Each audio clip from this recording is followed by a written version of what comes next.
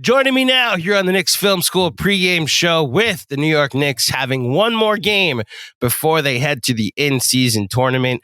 They head north of the border to take on the Toronto Raptors on Friday night. And joining me to talk about this matchup, the second night of a back-to-back of the, oh my gosh, I forgot the pod already. What's the name of the pod? Objective. No, all good. The Objective Basketball Podcast. Objective Basketball Podcast of the SDPN Sports Network. It's S. Baraheni. Welcome to Knicks Film School Podcast, sir. Of course. Thank you so much for having me, man. Appreciate you guys.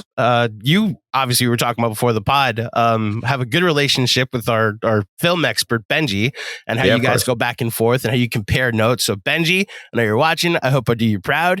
I also do recognize that for a certain subset of Knicks fans, I am entering into enemy territory because of what happened last year with Quentin Grimes and Scottie Barnes. I know. Yeah. I try not to join in on the beef, but let's just start here and get it out the way.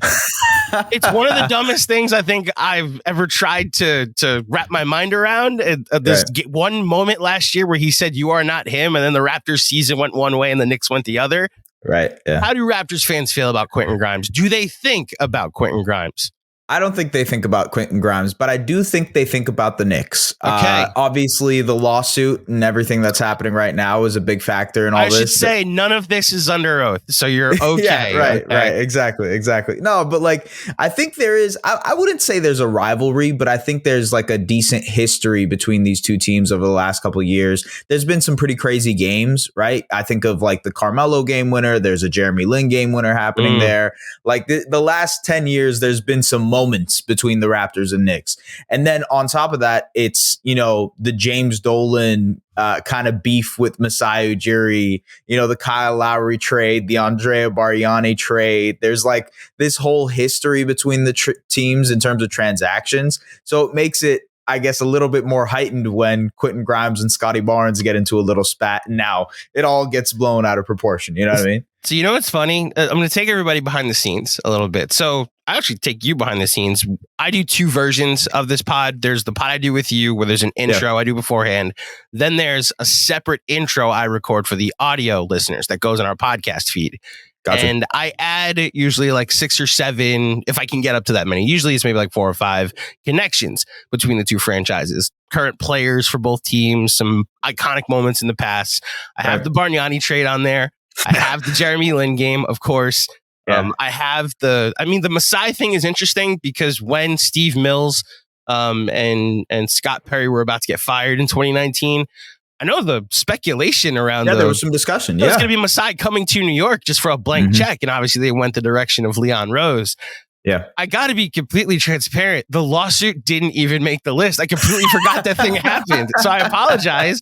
That matters so very little to me here in New York. Listen, I agree. I think it is such a very silly thing that's happening between these two franchises.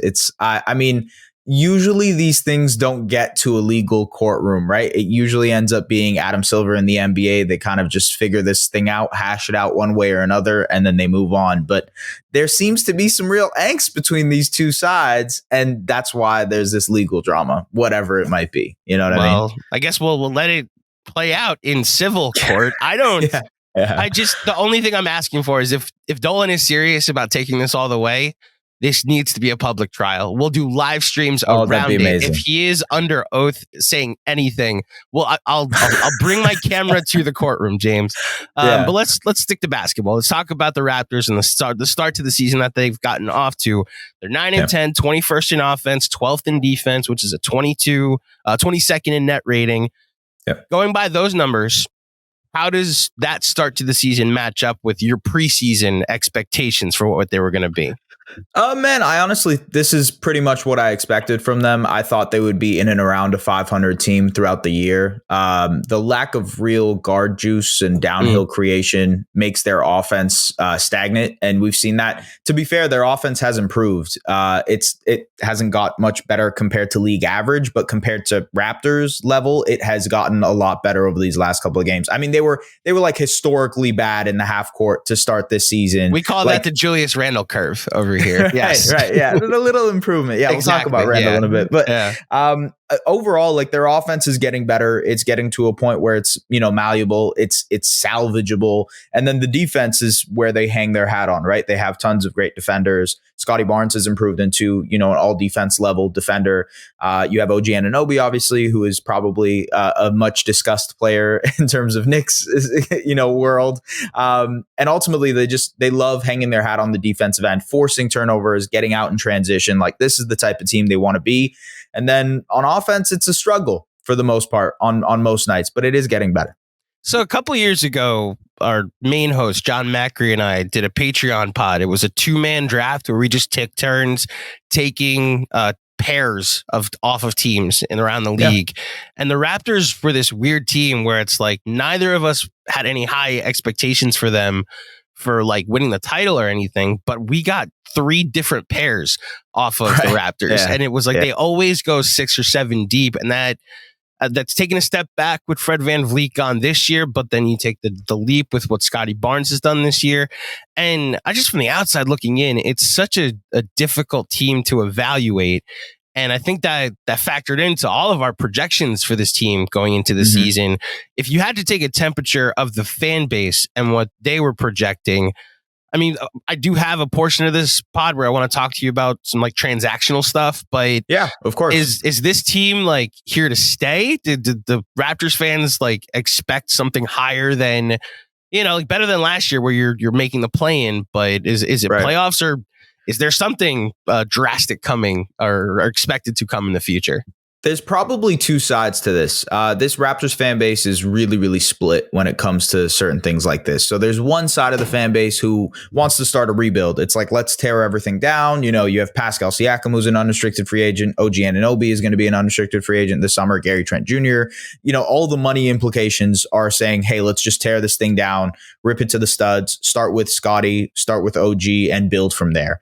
That's one faction. And then there's the other side where it's like, well, hey, they have quality players, but they just don't have enough depth. They don't have enough guard play. The team is probably redundant in the, where the positions they're kind of tapping into. A lot of forwards, a lot of wings. They just don't have enough of different variety to kind of do different things. And ultimately, that's what makes people say, hey, maybe we should go out and get someone. That's why this summer they were involved in the Damian Lillard trade. And the summer before that, they were involved in the Kevin Durant sweepstakes. It's like they have enough to go out and maybe get another star, but should they? Are they in a position to really put themselves in a different tier if they were to go out and get that person? Right now, the discussion is around LaVine, right? It's like, hey, should the Raptors go out and try to get Zach LaVine? He sort of fits what they need, a guard scorer type who can score at all 3 levels. Like, yeah, that's ideally the type of player that they want, but does that make them that much better to the point where they should go ahead and make that drastic of a move? So there's kind of 2 sides to it. You can go either way. I think there's valid arguments both ways. But if I had to lean, I'd probably say this team is middle of the pack, very mediocre. It's been like that this season. It was very, very clear last season that they were also like that, even with Fred VanVleet. Now you've lost Fred VanVleet and your ceiling is very capped out. So how are you going to maneuver that? How are you going to build from the middle versus tearing it down and trying to start anew? And I don't see a world in which building from the middle is going to make sense given the ceiling of this team right now with the roster that they have. So that begs the important follow-up. You don't see that, and potentially Raptors fans don't see that. What does Masai think? Or what do you think Masai thinks? Because it's one I don't know if it's a good or bad reputation, but like struck gold with the Kawhi Leonard trade and it won him a title.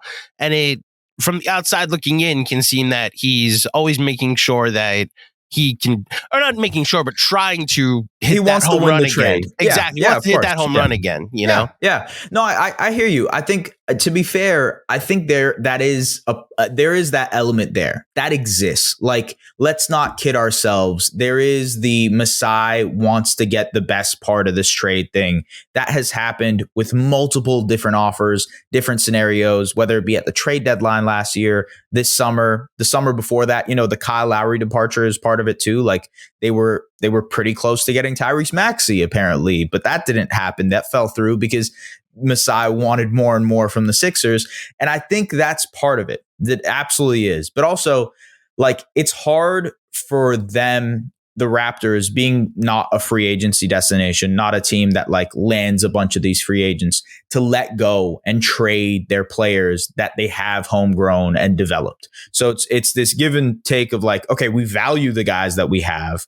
People around the league value the guys that we have. But in order to move on from these type of players, we also have to feel, I guess, secure in what we get in return and make that make sense. Right now, Pascal Siakam, right? 2-time All-NBA player, multi-time All-Star, right? Like he's been a very good player over the last couple of years, but he's also an expiring contract. So you're not going to be getting your best bang for your buck for a player like that, unfortunately. So it's like you've put yourself in that predicament by kicking the can down the road far too often. And now they're in a position where they don't necessarily have that amount of leverage to go out and say, hey, we want X amount of picks for Pascal or X amount of picks for OG, because these guys are expiring contracts. So then maybe let's do the transactional conversation now. Yeah, so that, course, I do want to talk about basketball. The Scottie Barnes lineup data is confusing to me, and I do want to talk to you about it. But like all summer, Knicks fans, I think they were split on when OG Anunoby became a CAA client, and that's just like a thing Knicks fans pay attention to on whether a team. I think every fan base does now. It's just like if you're a CAA client, wow, you're on the Knicks radar all of a sudden. So who are the Knicks going to go out and get? Well, let's just go down the client list. It's why Zach LaVine to the Knicks has never gained any traction, because he's clutch and they hate CAA, or at least specifically hate the Knicks because of how they treated Cam Reddish.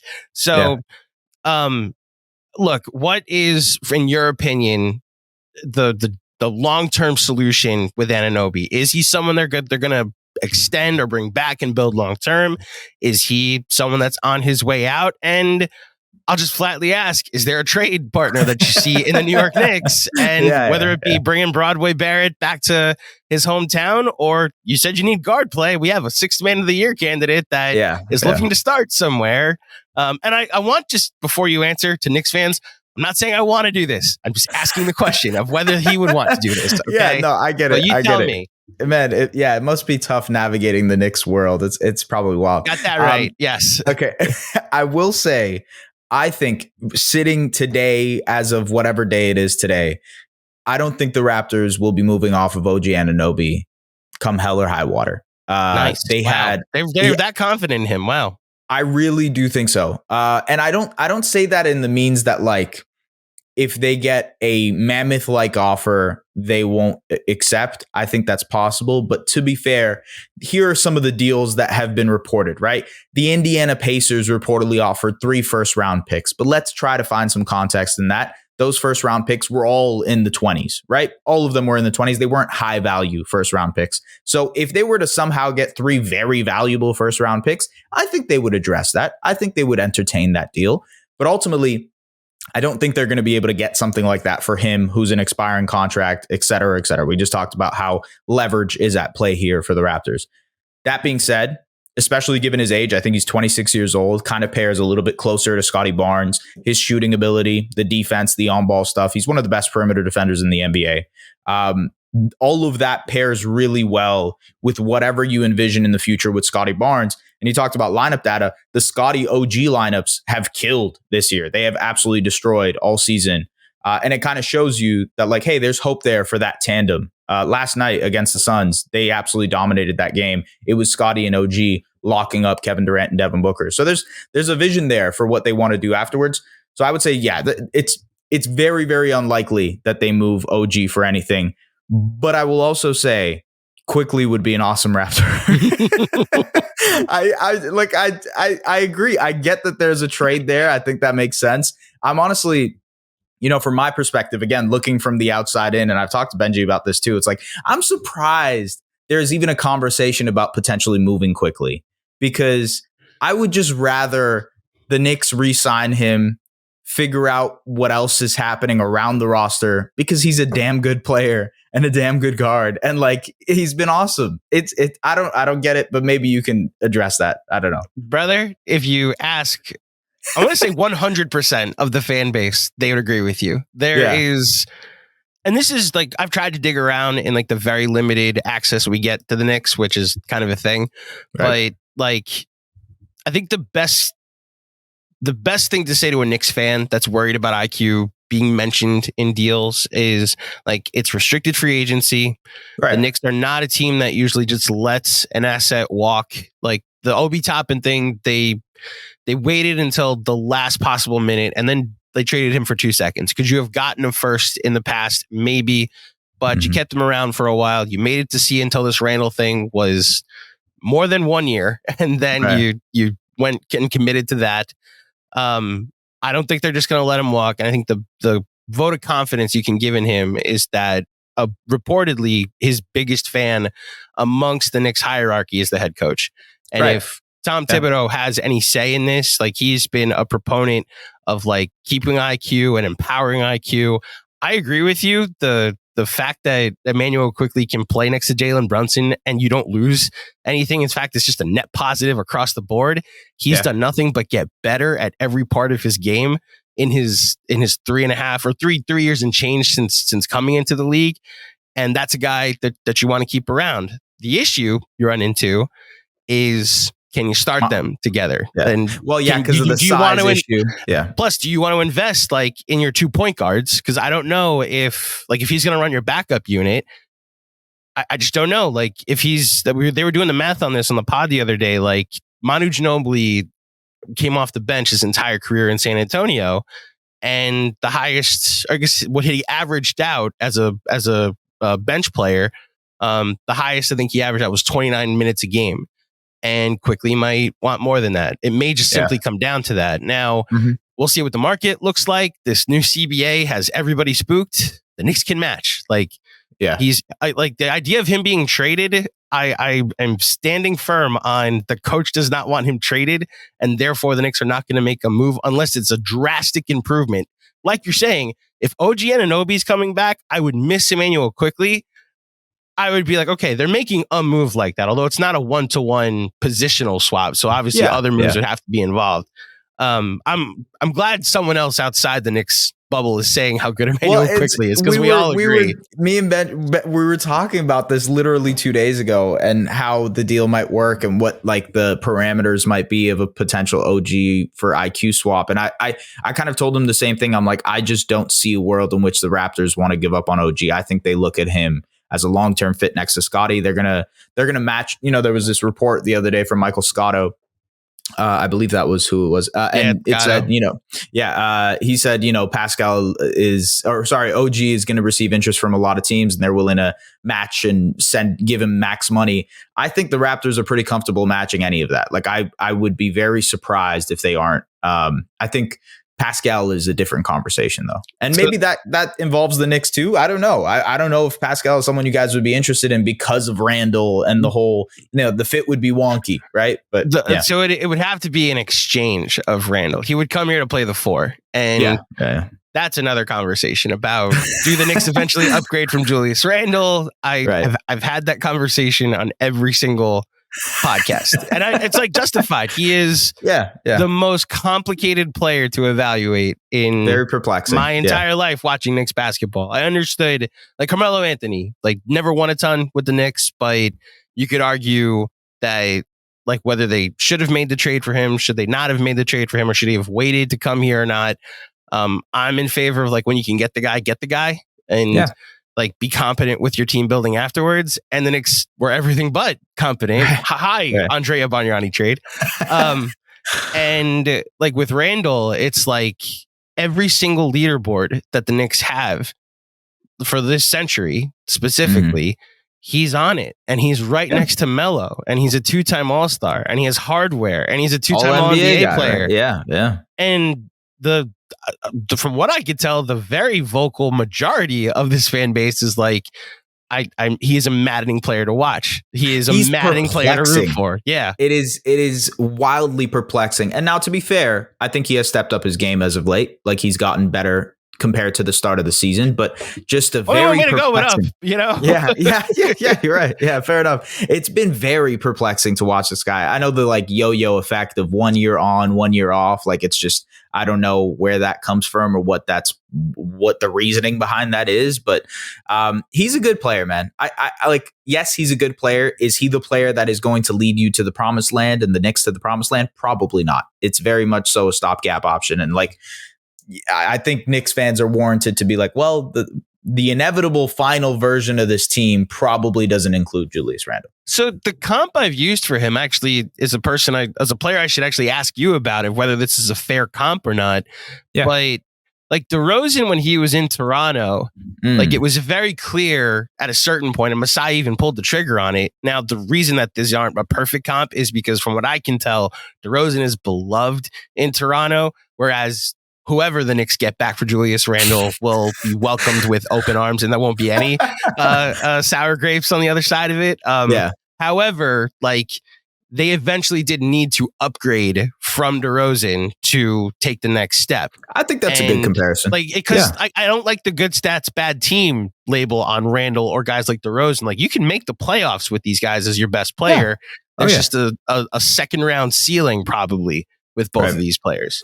Yeah, the DeRozan comp is actually really interesting because some of their warts are probably postseason warts, right? Like not being able to handle doubles, the playmaking, some of that stuff. And like, to be fair, DeRozan has grown in that area since. But when he was in Toronto, that was a big issue. It's like his game doesn't necessarily translate over to playoff basketball. And I think the same could probably be said to Randle and the way that he played. So far, right? Yeah. And I think that's probably it. And that's a good comparison because I think the fan base is pretty split. Raptors fans are probably pretty split on DeRozan. There's obviously this like hindsight is 2020. You have this affiliation and like admiration for the guy. But at the time, I would say people were probably very split on who DeRozan was and everything like that.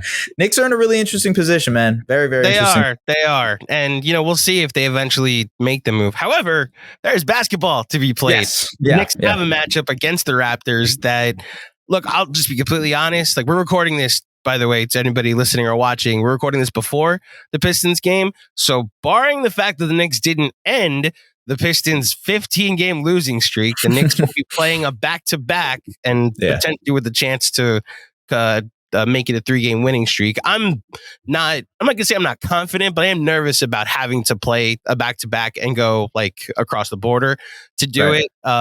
And like the Raptors are a team that plays hard like the Knicks. So that type of intensity is tough to go up against on the second night of a back-to-back.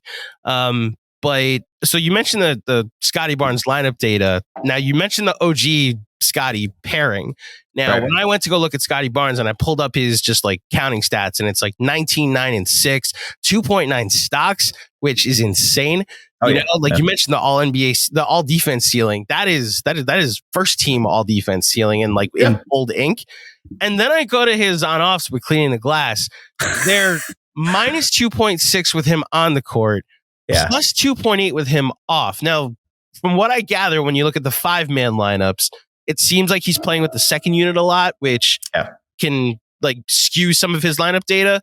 And then you add Anunoby, and it's like +4 with Anunoby and Scottie on, -11 when you take Anunoby off the court. So, like, is that a fair read on the situation that it's not 100%. All him when he's off the court, and or the on-off with him is not like a negative on him? It's just they're all otherworldly when it's Anunoby and him together. The bench has consistently been an issue for these Raptors, and the Raptors are trying to figure something out here over the last couple of weeks. Darko Rajakovic has tried to tweak the second unit, just different rotations, different lineups. Over the last couple of days, it's been end of first quarter. Scottie and Pascal are leading those second units. Start of the second quarter, this is where those struggles come in. It's Scottie by himself with those 4 guys off of the bench, and then they start to stagger in starters. And that's where the struggles come in. Those bench-led units for Scottie are like minus 50 something for the season in that short amount of time. It hasn't gone well. And part of that, man, is, Scottie needs to learn to be a little bit more aggressive when he's the guy that needs to be the aggressor in those units. Like, he just needs to take the ball in his hands and try to be more aggressive on the offensive end, be the orchestrator, be the playmaker that he's known to be. But also, the bench has been struggling immensely this season. Last time I checked, they were 24th in plus minus, the Raptors. I'm sure they've gotten better by now just because they've had a couple of good bench games. But ultimately, it's it's tough when you have Gary Trent Jr., Precious Achiuwa, Chris Boucher, Malachi Flynn as your 4 off of the bench. And those guys are wildly inconsistent because Gary Trent Jr., if he's not hitting his shots that night, isn't much of a contributor. Precious Achiuwa is still a very turnover-prone, mistake-prone player. Same thing could be said to Chris Boucher, who has been a really solid bench piece for them over the last couple of seasons. And Malachi Flynn is a borderline NBA player at this point. Like, they're trying to figure out if he can stay in the league and be a consistent player for them. It's just a lot of things at once for Scottie to try and toggle with that second unit. So that's why you're seeing those struggles. But in terms of like impact, man, he has been incredible when he's with the starters, when he's being assertive. Like you said, like the counting stats are incredible. And last night against Phoenix, or 2 nights ago, depending on when you're listening to this, against the Phoenix Suns, he was insane. He had 19 of his 23 points in the second half, was absolutely dominant, defended the hell out of the ball against, KD and Booker as well. His stardom, the way he's trying to figure things out, he's at a weird point in his career, Andrew. I'll tell you this, like, when guys are like an on again, off again night in their career, like one night they'll give you 30-5, and then another night it's 15-6, right? Or whatever, right?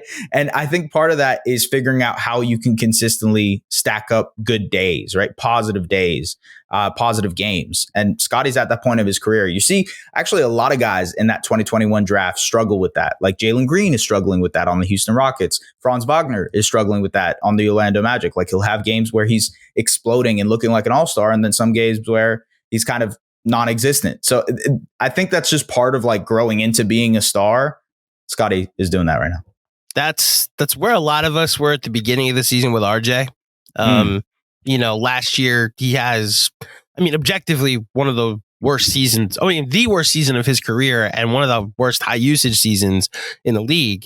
But then he has this 8-game stretch in the playoffs that gave us all hope. And then I'm sure you were tuned in this summer to FIBA and how he, played second fiddle to SGA, but like seemed to really carry some of that progression over.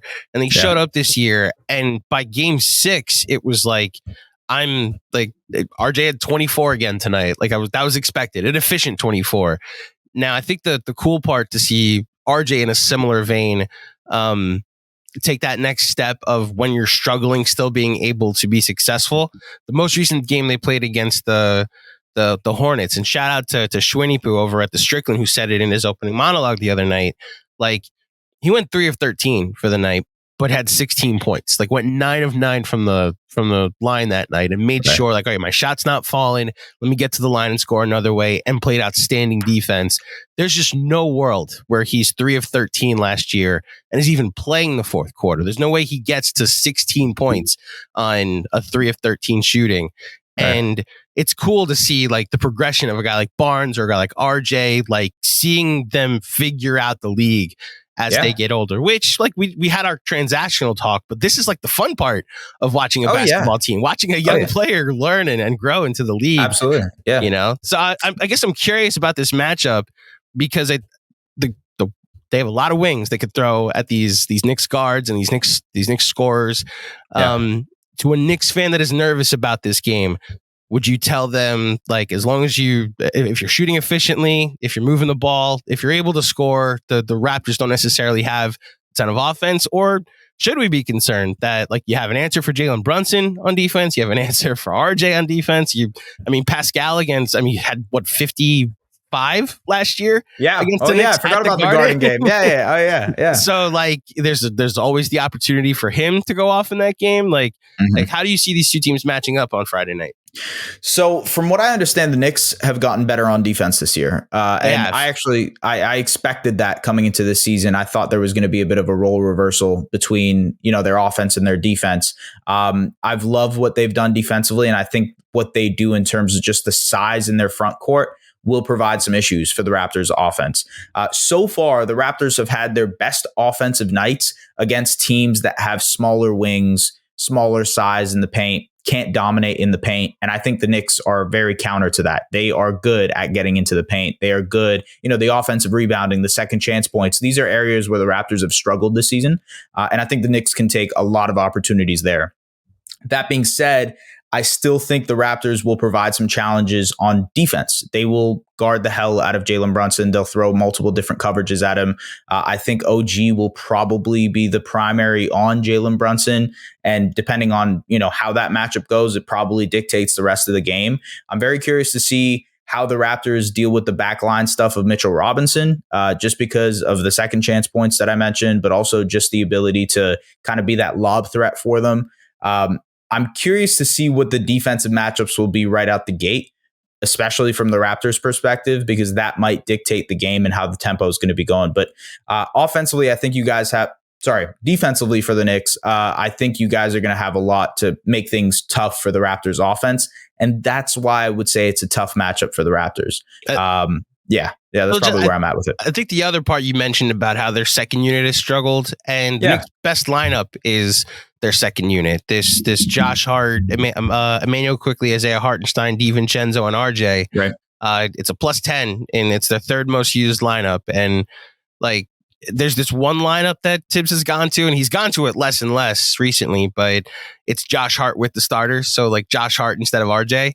And It's like, it started off like really bad. And then he started, like RJ missed a couple games and Josh Hart started for him, and the sample size got bigger. So like, if you go to Cleaning the Glass, it's their second most used lineup because like for 78 minutes he played it and it was a negative.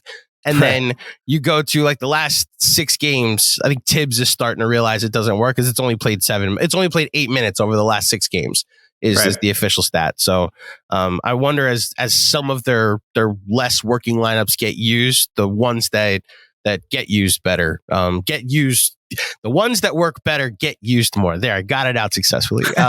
So we'll see. I'm always afraid of a game against the Raptors. They're a team that plays hard. At least under Nurse they did. Yeah. But from what I could tell, because I caught some of the Suns game the other night, they're a bitch to play. And so I'm expecting a tough matchup, It depends what Raptor game you get. Really? Though. Okay. It really is, because that Suns game was like, oh, this is exactly how they want to play. This is the exact style. They're hounding the team on defense. They're causing turnovers. They're getting out and running in transition. Scottie is scoring in the half court. Pascal is doing his thing. Schroeder and Jakob Poeltl, the pick and roll looks beautiful. Like that's how the team ideally should play in basketball games. But you go back and you look at that Nets game and it's like, man, this team is a drag, and even especially offensively, it's just they can't get anything if teams pack the paint against them.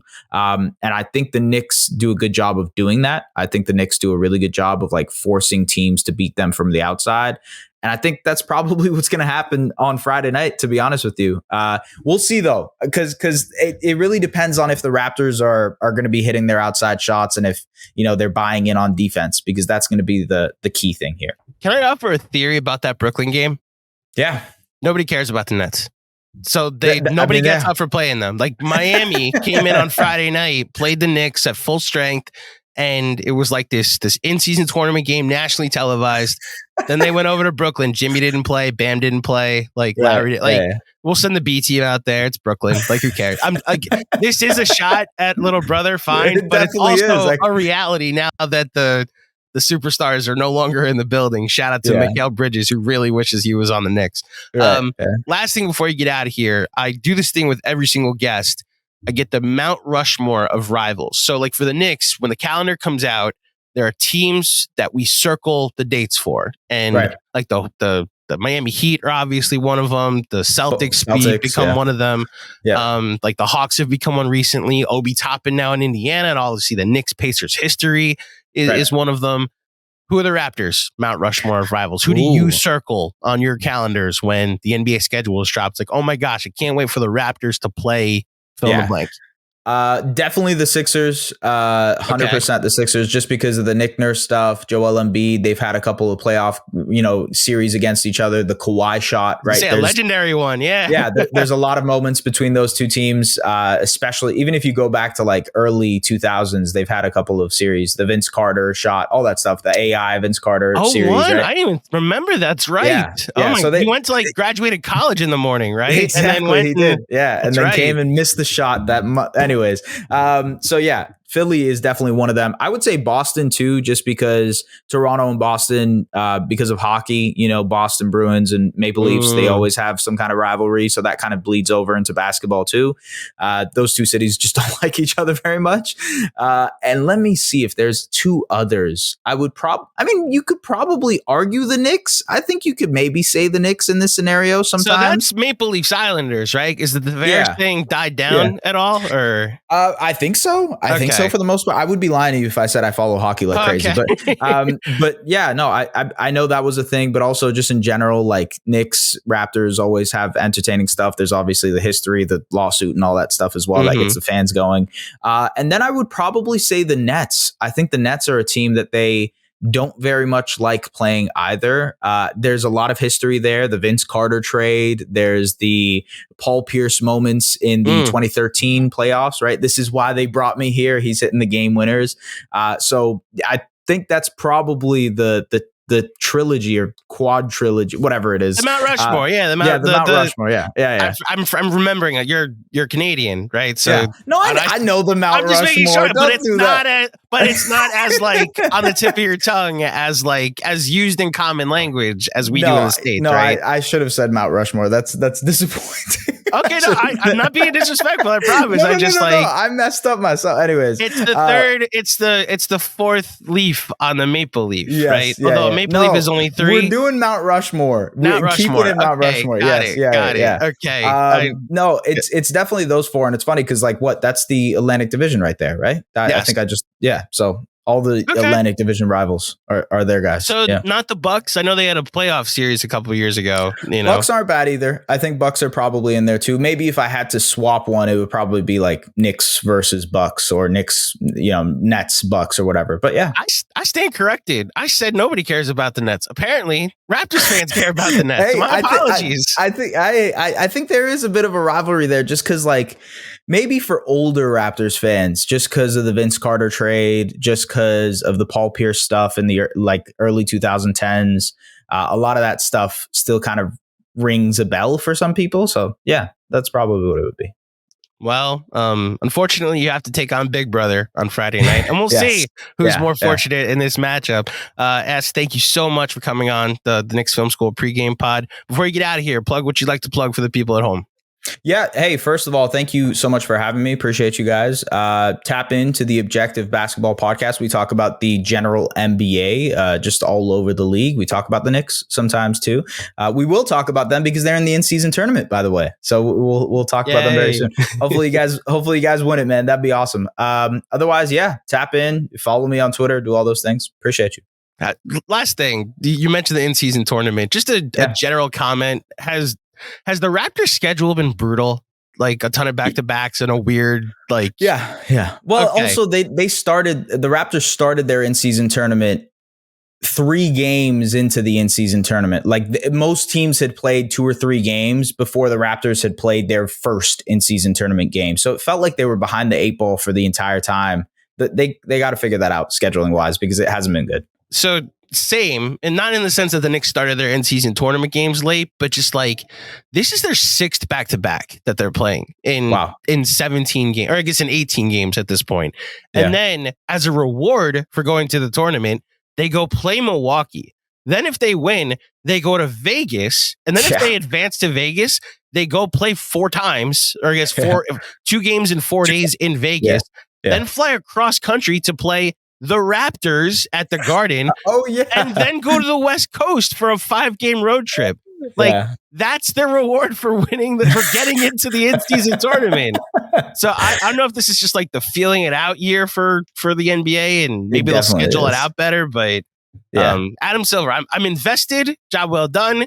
Now let's improve on it next year. Can I ask you a question? Right, because I had a Timberwolves guy on the podcast a while ago, and obviously the Timberwolves haven't won anything in their franchise. Knicks haven't won in a very long time. Right. Would this mean something to y'all if you guys won the in-season tournament? Would this mean anything? Would you guys be going bing bong and on the street talking about would that happen, or is it just who cares? It's the in-season tournament. So the rational part of me would say it's a nice thing to accomplish. It shows that this team can take a next step and play big playoff games and can match up against anybody. Yeah. I speak on behalf of the irrational Knicks fan in me as well, though. You should. Yeah. You know, where Bing Bong originated was after one win on opening night against the Celtics. now add a parade to it. Like, now add a tournament victory to it. There's no doubt that the entirety of 7th Avenue will be lit if the Knicks end up winning something called a tournament. Like, we did a watch along for the Summer League Finals that the Knicks were in a couple years ago. This is a franchise that is starved. Look, I'm in like when you mentioned the Timberwolves, when the Timberwolves had that video go viral of them celebrating being the 7th seed. Right. I watched it and was like, on behalf of a fan base that hasn't won much, I recognize, celebrate when you can, because you don't know when you're going to get to celebrate again. So, you know, it's mixed where you recognize what it actually means, but have fun and celebrate it if you can. Yeah, I hope you guys win it, man. I hope you guys win it. It'd be fun. Well, I'd love to see another street video. I hope that they're going to go through this brutal schedule. They actually win something for it. Exactly. There you go. Es, thank you so much for joining me. Of course.